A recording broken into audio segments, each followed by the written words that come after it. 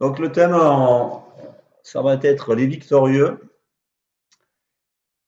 et on va parler, en fait c'est issu d'un passage dans Apocalypse chapitre 3 verset 21 où il est écrit: Celui qui vaincra, je le ferai asseoir avec moi sur mon trône, comme moi j'ai vaincu et me suis assis avec mon Père sur son trône. Donc celui qui vaincra, eh ben, en grec c'est nikao, ça veut dire conquérir, sortir victorieux. Alors dans ce passage, ben, on peut se demander en fait qui sont ces vainqueurs et surtout de quoi nous pouvons sortir vainqueurs. Celui qui vaincra, je le ferai asseoir avec moi sur mon trône. Hein, donc on voit bien qu'il y a une condition pour être assis sur le trône, il y a cet aspect de victoire à aller conquérir. Comme le Christ lui-même a vaincu et a pu s'asseoir avec son Père sur le trône. Alors, c'est toujours dans Apocalypse où on va pouvoir répondre un petit peu à cette question. Qu'est-ce que nous vainquons? C'est ça, hein? Apocalypse 12, verset 11. Puis, je crois que c'est le verset d'avant. Puis j'entendis dans le ciel une voix puissante qui disait: Maintenant le temps du salut est arrivé. Maintenant notre Dieu a manifesté sa puissance et instauré son règne. Maintenant son Messie a pris l'autorité en main, car l'accusateur de nos frères, celui qui jour et nuit les a accusés devant Dieu, a été jeté hors du ciel. Mais eux, alors ça parle de nous, les eux là, c'est nous, mais eux, ils l'ont vaincu grâce au sang de l'agneau et grâce au témoignage qu'ils ont rendu pour lui, car ils n'ont pas aimé leur vie jusqu'à redouter de mourir. Dans la Bible Chouraki, le dernier passage, on pourrait le traduire par ils n'ont pas aimé leur être jusqu'à la mort. Donc, dans ce petit passage-là, surtout le verset 11, eh bien, on a les éléments de ce à quoi nous sommes appelés à vaincre.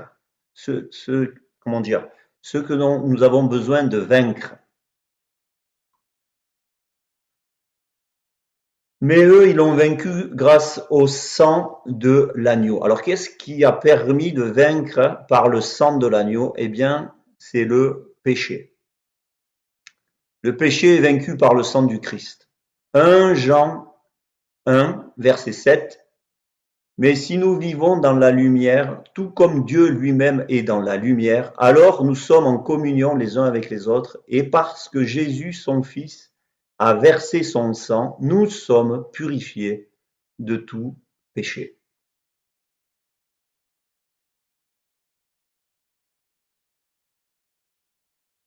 Donc le sang de Christ fait que, en adhérant, hein, en mettant notre foi dans l'œuvre de Jésus-Christ, évidemment, nous sommes passés dans une nouvelle identité qui avant était pécheresse, à une identité de purifié, où on n'est plus pécheur. Donc, nous ne sommes plus de la race d'Adam, c'est-à-dire de ceux qui pêchent, de ceux qui ont le péché en eux. Donc, nous ne pouvons plus nous considérer comme des pécheurs. Et ça, c'est important de saisir cette identité. Nous ne sommes plus pécheurs par l'aspersion du sang du Christ.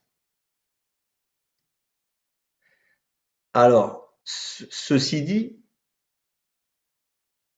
est-ce que dans notre marche, nous pouvons nous égarer? Est-ce que nous pouvons agir, penser, parler et agir du coup, euh, et pécher à travers la pensée, pécher à travers la parole, pécher à travers notre action, c'est-à-dire faire les choses sans Dieu, faire des choses qui ne sont pas de Dieu?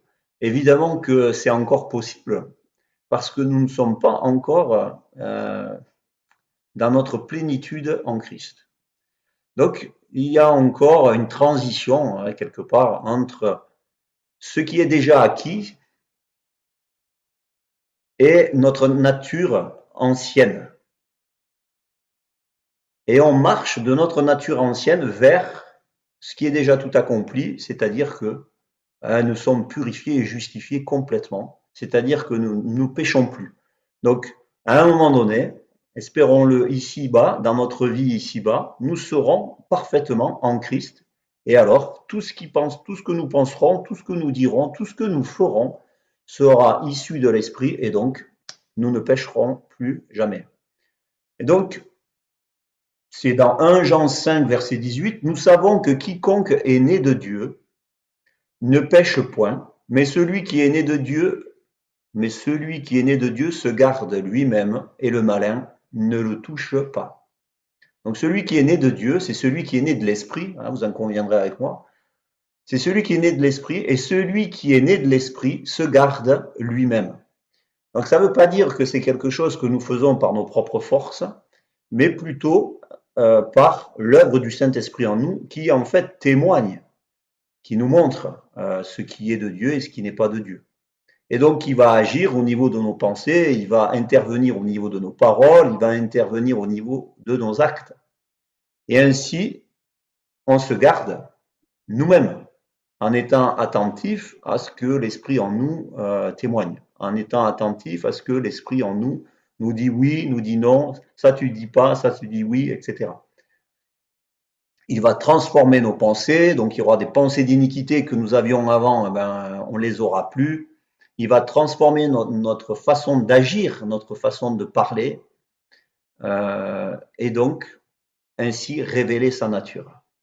Donc suivre et écouter le Saint-Esprit va nous éviter de pécher de nouveau, c'est-à-dire va nous éviter d'agir sans l'action de Dieu, va nous éviter d'agir selon notre propre désir, selon notre propre être coupé de Dieu quelque part. Donc le Saint-Esprit, lui, va nous témoigner de ce que Dieu ferait ou de ce que Jésus ferait à notre place. Et ainsi, nous ne péchons plus. Donc, puisque pécher, c'est vraiment faire les choses sans Dieu. Hein, c'est comme ça qu'on peut résumer le péché, c'est-à-dire rater la cible, c'est-à-dire que je vais agir et je vais faire les choses, je vais penser même, euh, et cette pensée n'est pas de Dieu. Voilà. Dès que j'ai une pensée quelque part qui n'est pas de Dieu, si j'agis que ça ne vient pas de Dieu, on peut se dire que quelque part on est à côté, on a raté la cible et que donc on a péché. Donc je ne parle pas de morale quand je dis ça, hein, je ne sais pas de se venir se flageller parce qu'on a fait ceci ou cela. La repentance est là pour là, est issue de cette chose-là, c'est-à-dire je me retourne, je comprends que ce qui a été dit, ce qui a été fait, ce qui a été pensé n'est pas de Dieu. Et Seigneur, ben aide-nous hein, pour acquérir ta pensée, aide-nous pour avoir tes paroles dans notre bouche et aide-nous, Seigneur, que tu puisses agir au travers de nous. Donc, la première chose qui a été vaincue, c'est le péché, mais par l'œuvre de Jésus-Christ à la croix, mais c'est pas terminé, c'est bien tout au long de notre marche que l'on va apprendre à vaincre, ou du moins à nous tenir sur la brèche, à nous tenir sur le fait de continuer à faire l'œuvre de Christ en nous. La deuxième chose, le deuxième aspect dont on nous parle dans Apocalypse, où il est écrit dans Apocalypse 12, verset 11, mais eux, ils l'ont vaincu grâce au sang de l'agneau et grâce au témoignage qu'ils ont rendu pour lui. Donc, c'est pas peut-être pas évident au premier abord, mais la deuxième chose qui a été vaincue, qui doit être vaincue dans notre marche, c'est l'ennemi de nos âmes, l'adversaire de notre âme. C'est Satan. Et donc, c'est le témoignage que l'on va avoir qui va, quelque part, vaincre cet ennemi, ennemi de nos âmes et ennemi de l'œuvre de Dieu. Dans 1 Jean 5, verset 4, il y a beaucoup dans 1 Jean sur ces choses, sur ces sujets-là. Car l'amour de Dieu consiste à garder ses commandements, et ses commandements ne sont pas pénibles, parce que tout ce qui est né de Dieu triomphe du monde, et la victoire qui triomphe du monde, c'est notre foi. Qui est celui qui a triomphé du monde, sinon celui qui croit que Jésus est le Fils de Dieu? Alors, Ça veut dire quoi? Ça veut dire que tout au long de notre marche, eh ben, on va pouvoir traverser des moments où on va remettre en question. Et c'est bien l'œuvre du diable qui est là, lui, pour nous éloigner sans cesse euh, de Dieu, qui va essayer de nous séparer, qui va essayer de nous désunir de Christ. Et donc, tenir ce témoignage, c'est-à-dire garder la foi jusqu'au bout, fait que nous allons vaincre également cet ennemi. C'est, nous sommes sauvés par notre foi en Jésus-Christ est le signe de notre amour pour lui. Donc si nous gardons, comme il dit, ces commandements, c'est-à-dire qu'en fait, si nous faisons ce que l'Esprit nous inspire, par là même, nous vaincons l'ennemi, l'adversaire. Nous ne faisons pas son œuvre.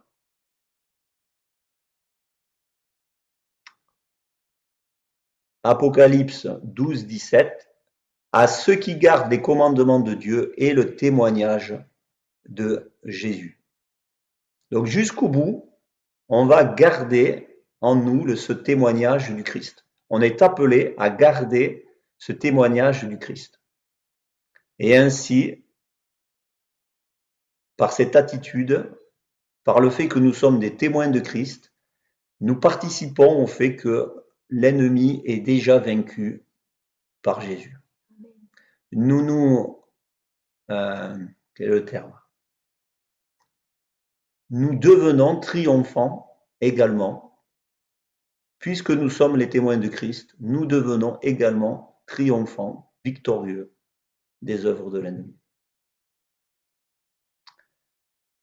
Dans Éphésiens 1,20, il est écrit, il l'a déployé en Christ, en le ressuscitant des morts et en le faisant asseoir à sa droite dans les lieux célestes, au-dessus de toute domination, de toute autorité, de toute puissance, de toute dignité, et de tout nom qui peut se nommer, non seulement dans le siècle présent, mais encore dans le siècle à venir. En comprenant que si nous sommes les témoins de Christ, nous revêtons Christ, nous accédons à cette même autorité. Nous sommes également au-dessus de toute domination, de toute autorité, de toute puissance, de toute dignité et de tout nom qui peut se nommer, etc., etc. Par le fait que Jésus a déjà vaincu et par le fait que nous sommes ses témoins, que nous gardons ses commandements, que nous gardons sa parole, que nous gardons voilà ce qu'il nous a intimé de suivre.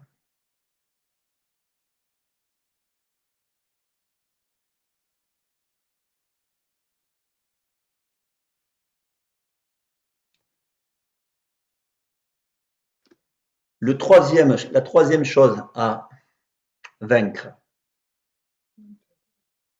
Donc d'abord le péché, le Satan. Alors c'est pas un petit 1, petit 2, petit 3, hein, évidemment, il n'y a pas de hiérarchie là-dedans.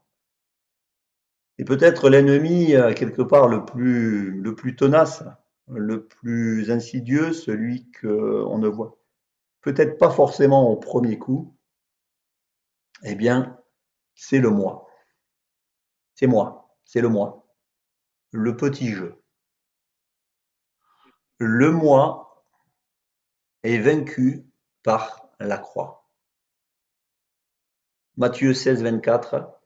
Alors Jésus dit à ses disciples, si quelqu'un veut venir après moi, qu'il renonce à lui-même, qu'il se charge de sa croix et qu'il me suive. Donc c'est comme si la croix représentait évidemment, elle représente la mort.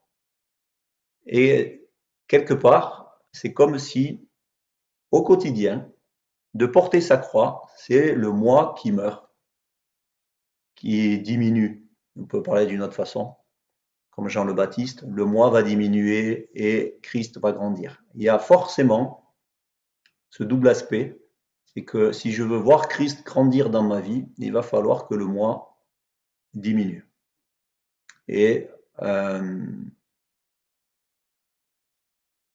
pourquoi?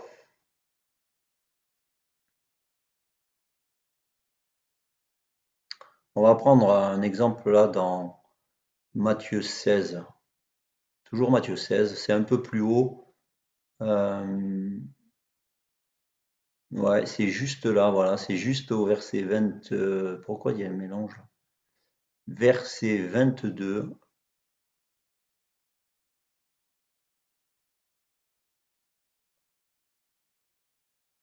Pierre, l'ayant pris à part, se mit à le reprendre. Donc il se mit à reprendre le Christ et dit, à Dieu ne plaise, Seigneur, cela ne t'arrivera pas. Mais Jésus, se retournant, dit à Pierre, arrière de moi, tu mets un adversaire, Satan, tu mets en scandale, car tes pensées ne sont pas les pensées de Dieu, mais celles des hommes. Donc à travers ce passage, pourquoi on dit que le moi est en opposition aux choses de Dieu? Ben, là, on le voit bien. C'est-à-dire que Pierre ne comprend pas en réalité ce que Jésus fait, ce que Jésus dit. Et comme il est impulsif, comme on peut l'être nous aussi, eh bien, il va réfléchir et il va raisonner selon sa propre hauteur humaine, et il va dire, à Dieu ne plaise, cela ne t'arrivera pas. Mais en fait, comme il ne comprend pas ce qui est en train de se jouer, eh bien, Jésus le reprend, et là, il lui dit, mais en fait, par tes pensées, tu mets en adversaire. Ce qui est adversaire à la vie du Christ, ce sont nos pensées.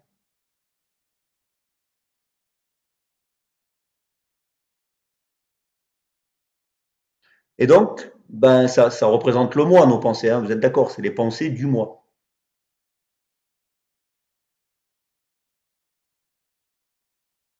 Donc, pour vaincre ce moi, Jésus nous appelle à renoncer à nous-mêmes.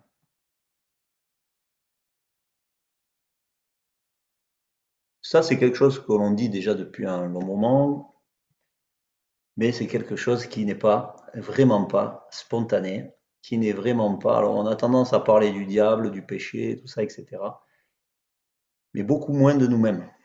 Et que le premier ennemi, enfin, moi, je parle pour moi, hein, ça n'engage que moi, évidemment, c'est ce qui se passe entre nos deux oreilles. Ça se passe là, et ça se passe là, nos sentiments, qui bien souvent sont inimitiés aux choses de Dieu. La chair, il est écrit, hein, la chair, on peut encore, c'est encore un synonyme du moi, hein, de l'ego, de la chair qui avec ses passions, avec ses désirs propres, avec sa volonté propre, avec sa justice, hein, parce qu'elle juge, avec sa justice propre, eh bien, il va falloir comprendre que elles sont inimitiées, elles sont opposées aux valeurs de Dieu, aux choses de Dieu. C'est pour ça que Jésus va dire tes pensées ne sont pas les pensées de Dieu. Alors, ça nous incite, mais celle des hommes, il rajoute. Donc, c'est la pensée des hommes.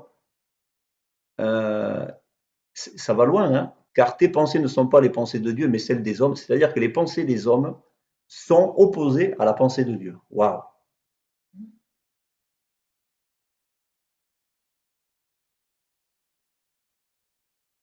Et Jésus nous appelle à y renoncer. Alors, au verset 24, alors Jésus dit à ses disciples, si quelqu'un veut venir, on vient de le dire, si quelqu'un veut venir après moi, qu'il renonce à lui-même, qu'il se charge de sa croix et qu'il me suive. C'est-à-dire que juste après le passage où il dit à Pierre, tes pensées sont celles des hommes, mais pas les pensées de Dieu, Jésus va donc du coup, à partir de cet événement, il, il va dire donc aux personnes qui sont avec lui, là, aux apôtres, à ses disciples, il va leur donner la feuille de route. Et il leur dit, si tu veux venir après moi, il va falloir que tu arrêtes de penser les choses à ma place, quoi. Il va falloir que tu arrêtes de penser selon ton mode charnel, selon ton mode mondain, comme on dit, c'est-à-dire des pensées qui viennent du monde. C'est à ce moment-là que Jésus va tracer la route, va leur tracer le chemin. va leur montrer quelque chose que jusqu'à présent ils n'avaient pas vu. Et ces paroles renvoient à nous intérieurement, à ce qui se passe en nous intérieurement. Donc, verset 25, car celui qui voudra sauver sa vie la perdra, mais celui qui la perdra à cause de moi la trouvera. Que servirait-il à un homme de gagner tout le monde s'il perdait son âme? Ou que donnerait un homme en échange de son âme? Donc on voit bien que là c'est intéressant parce qu'ils ont mis âme vers la fin, mais c'est le même mot en grec, c'est psyché, même dans le passage, dans le verset 25, car celui qui voudra sauver sa vie c'est psyché, c'est-à-dire que c'est l'âme. La psyché c'est l'âme, hein, ça peut être traduit par vie, mais un peu plus loin dans le verset, c'est le même mot psyché, et là ils l'ont traduit par âme. Donc on pourrait dire verset 25, car celui qui voudra sauver son âme la perdra.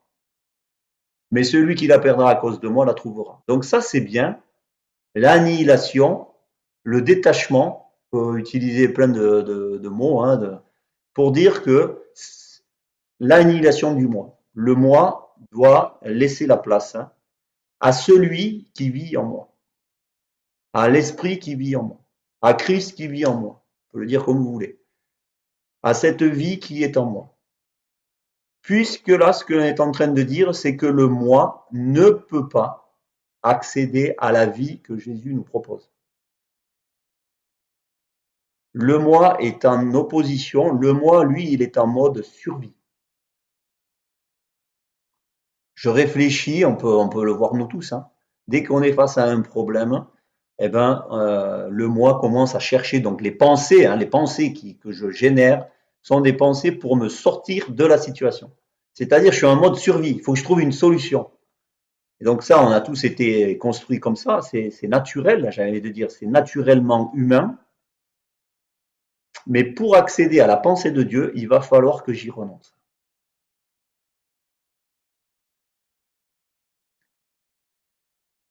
Mon âme, ce qu'elle pense, sa volonté, sa propre justice est adversaire à Dieu.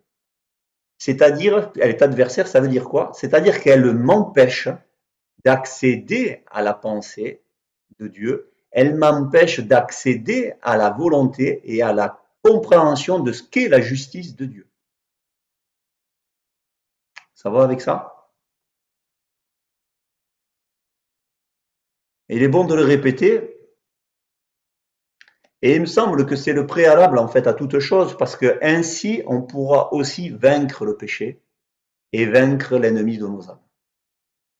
Ça commence déjà par nous-mêmes, parce que c'est bien moi qui ouvre la porte au péché, qui peut ouvrir la porte encore à des choses qui vont m'amener loin de Dieu, et qui peut ouvrir aussi l'accès à l'ennemi qui vient me persécuter, qui vient influencer mes pensées et mes actes.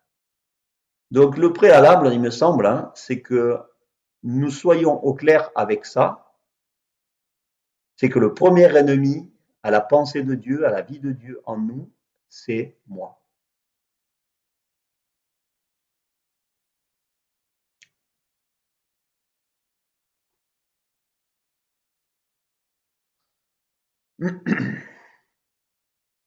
Alors, comment ça peut se traduire concrètement? Ben, il va falloir être attentif à ce que je pense. Il va falloir que je porte un focus comme peut-être je ne l'ai jamais fait de ma vie. Jusqu'à présent, je ne l'ai jamais fait. Je n'ai jamais véritablement regardé mes pensées. J'ai pensé, j'ai agi. Eh bien, si on se prétend de Christ, ce réflexe-là, il va falloir que je le perde. Je pense, ça je vais penser jusqu'à la fin de ma vie, il n'y a pas de problème avec ça, mais non pas ce que je veux, mais ce que tu veux, Seigneur. Donc le réflexe que l'on va progressivement construire avec l'aide du Saint-Esprit, c'est que je vais avoir une idée sur les choses, je vais avoir des pensées, ok, pas de problème, mais je vais les soumettre. Je vais les passer au crash test du Saint-Esprit. je vais aller lui demander si ces pensées que j'ai, c'est les siennes ou pas.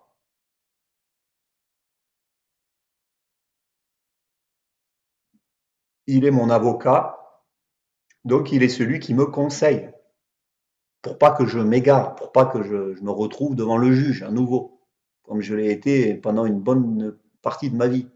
J'étais devant le juge et j'étais coupable. Bon, alors, nous ne sommes plus coupables, c'est ce qu'on a dit tout à l'heure, par le sang de Christ, mais je peux encore, suivant ce que je pense, ce que je dis, ce que je fais, créer une nouvelle accusation.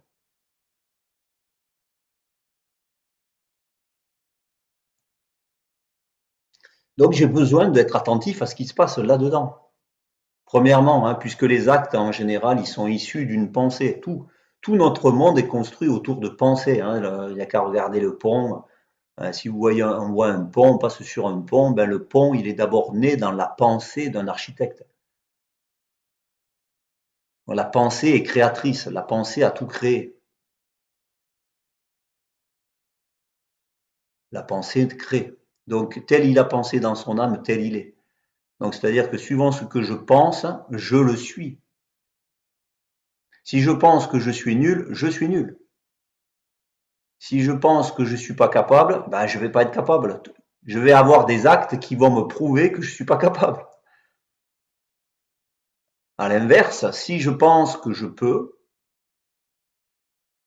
si je pense que et que je commence à proclamer les paroles de Dieu,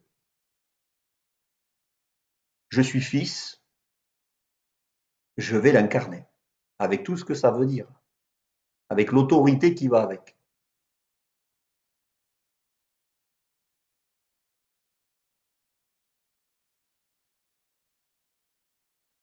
Donc ce que j'essaye de dire, c'est que va falloir avoir une attention particulière sur nous-mêmes. C'est pas narcissique, hein, mais c'est parce qu'on comprend que le premier obstacle à la vie de Dieu en moi, c'est moi-même. C'est ce que je pense, c'est ce que je dis, c'est ce que je fais. Donc ça va me demander un positionnement, une attitude, et tout ça en collaboration avec le Saint-Esprit, parce que c'est bien le Saint-Esprit qui personnellement m'a révélé ce genre de choses. Hein. C'est lui qui met en lumière ce mode de fonctionnement. Et il dit, tu vois, c'est comme celui de Pierre, qui fait les choses sans avoir compris quoi que ce soit, qui est impulsif, qui agit sans avoir compris, sans avoir vérité. Il s'est pas arrêté, lui, il a pensé que c'était pas juste ce qui se passait, et hop, tout de suite, il passe à l'action, vous voyez. Bon, ben Pierre, c'est un peu nous, hein. Eh ben, ce réflexe-là, il va falloir qu'on le perde. Il va falloir que Saint-Esprit, on se soumette, on te laisse faire. Et progressivement, ce qui va se passer, c'est qu'il va y avoir une incarnation, c'est-à-dire que je vais laisser la place à Christ, et Christ va naturellement prendre la place, parce qu'il veut prendre la place, parce qu'il veut naître en nous, parce qu'il veut grandir en nous. Ça, il n'y a aucun doute là-dessus. La volonté du Père, c'est que nous devenions à l'image de son Fils. Parce que le Père ne prend plaisir que dans le Fils. C'est écrit. Donc, il prend plaisir en nous, personnellement, individuellement, nous tous là qui sommes là. Il ne prend plaisir que s'il voit le Christ grandir en nous, que s'il voit le Fils grandir en nous, que si nous devenions à l'image de son Fils, que nous-mêmes, nous soyons finalement des fils et des filles. Si Christ grandit en nous, par là même, nous devenons fils et filles, en qui le Père a mis tout son plaisir.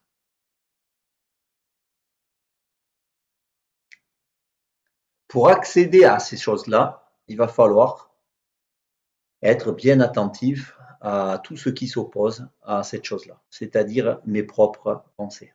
Vous voyez, j'insiste plus sur le moi que sur le péché et Satan, parce que c'est c'est peut-être moins évident.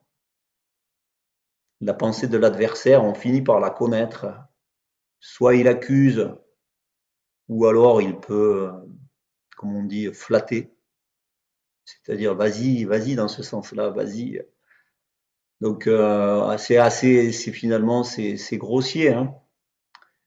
Mais ça devient grossier, on en rigole après, au bout d'un moment, parce qu'en réalité, on a fait ce travail intérieur de regarder ce qu'il se passe dans mes pensées, dans mes sentiments, et de comprendre que c'est bien là que parfois je suis dans l'illusion, c'est bien là que parfois je me fais berner en fait. Je me fais berner par moi-même.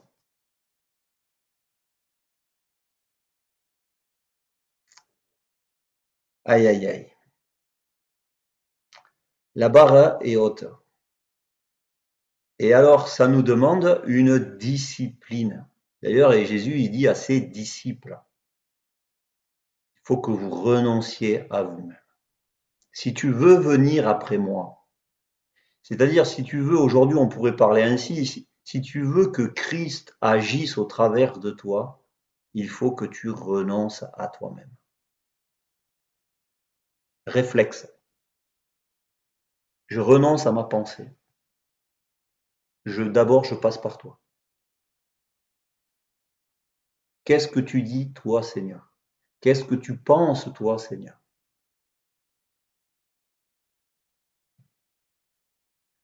Amen.